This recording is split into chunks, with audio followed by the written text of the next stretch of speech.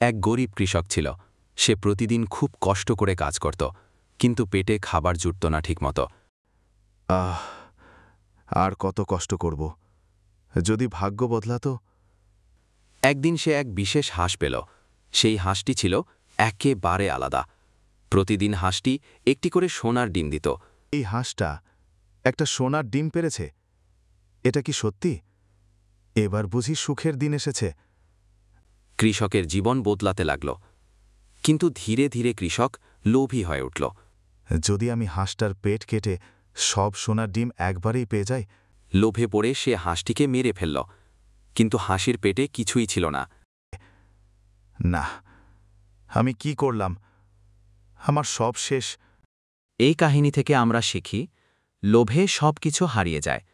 ধৈর্য এবং সন্তুষ্টি মানুষকে সফল করে।